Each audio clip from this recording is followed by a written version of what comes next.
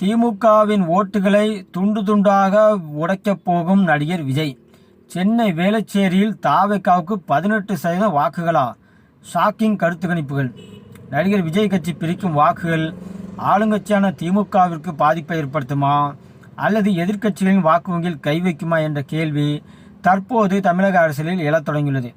அது குறித்து 2 விதமான கருத்து கணிப்புகள் சோசியல் மீடியாவின் கவனத்தை பெற்றுள்ளன. இப்போது இந்த 2 கணிப்புகளுமே தாவேகா ஏற்படுத்த போகும் தாக்கம் குறித்து மாறுபட்ட அதே சமயம் அதிர்ச்சிகரமான தகவல்களை முன்வைக்கின்றன. அதாவது என்னன்னா, பொதுவாக ஒரு புதிய கட்சி களம் இறங்கும் போது அரசியலில் அது ஏற்கனவே இருக்கும் பெரிய கட்சிகளின் வாக்குகளை கவருவது இயல்பென்றாலும் விஜயின் வருகையானது திராவிட கட்சிகளுக்கு பெரும் சவாலாகவே பார்க்கப்படுகிறது. இந்த முறை குறிப்பாக திமுக மற்றும் அதிமுக ஆகிய 2 துருவ அரசியலில் அதிருப்தியில் இருக்கும் இளைஞர்களின் வாக்குகளை விஜய் குறிவைப்பதாக தெரிகிறது. இந்த முறை விஜய்க்கு இருக்கும் மிகப்பெரிய பலமே மாநிலம் முழுவதும் பரவி கிடக்கும் அவரது ரசிகர் பட்டாளம்தான். இவர்கள் பெரும்பாலும் முதல் முறை வாக்காளர்களாகவும் அரசியல் மாற்றத்தை விரும்புபவர்களாகவும் இருப்பது விஜய்க்கு மிகப்பெரிய பிளஸ் பாயிண்ட். அரசியலில் இதுவரை சீமான் தலைமையிலான நாம் தமிழர் கட்சிக்கு சென்று கொண்டிருந்த இளைஞர்களின் வாக்குகள் இப்போது விஜயின் பக்கம் திரும்புவதற்கு அதிக வாய்ப்புள்ளதாக அரசியல் ஆய்வாளர்கள் பலரும் கூறுகிறார்கள். இதனால் தம்பிகளின் வாக்கு வங்கியில் தாவேகா கை வைக்கும் பட்சத்தில் நாம் தமிழர் கட்சிக்கு அது ஒரு மிகப்பெரிய பின்னடைவாக இந்த முறை அமையக்கூடும். விஜய் உடைக்கும் ஓட்டு யாருடையது? அதே சமயம் திமுகவின் வாக்கு வங்கியிலும் விஜய் கணிசமான பாதிப்பை ஏற்படுத்துவார் என்று கூறப்படுகிறது.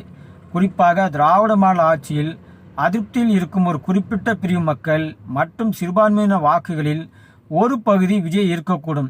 இது ஆளுங்கட்சிக்கு தேர்தல் சமயத்தில் கடும் நெருக்கடியை கொடுக்கலாம்.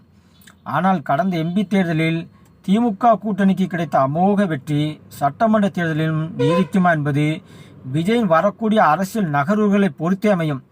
அதாவது விஜய் தனது கொள்கைகளையும் திட்டங்களையும் மக்களிடம் கொண்டு செல்லும் விதத்தை பொறுத்தே அவர் யாருடைய வாக்குகளை பிரிக்கிறார் என்பது இன்னும் தெளிவாக தெரியும்.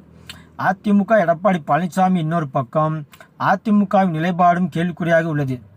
எடப்பாடி பழனிசாமி தலைமையிலான அதிமுக தனது கோட்பாட்டை தக்க வைத்துக் கொள்ள போராடி வரும் நிலையில் விஜயின் வருகை அதிமுகவின் வாக்கு சிதறலுக்கு காரணமாக அமைந்துவிடக் கூடாது என்பதில் அந்த கட்சி உறுதியாக இருக்கிறது.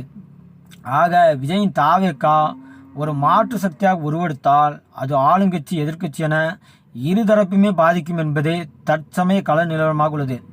இப்படிப்பட்ட சூழலில் ANS அமைப்பு இப்போது ஒரு கருத்து கணிப்பை வெளியிட்டுள்ளது.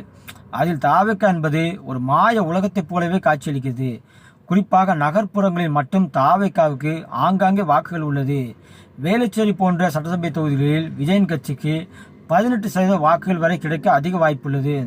சென்னை மாநகரில் அதிமுகவின் பாரம்பரிய வாக்குகள் தாவேகாவை நோக்கி நகரத் தொடங்கியுள்ளன. குறிப்பாக கோயம்புத்தூர் தொகுதியில் அண்ணாமலை 1 லட்சத்திற்கும் அதிகமான வாக்குகள் வித்தியாசத்தில் தோற்பார். அதிமுகவின் வாக்கு வங்கியை விஜய் கைப்பற்றார் என்று அந்த கணிப்பு கூறியது.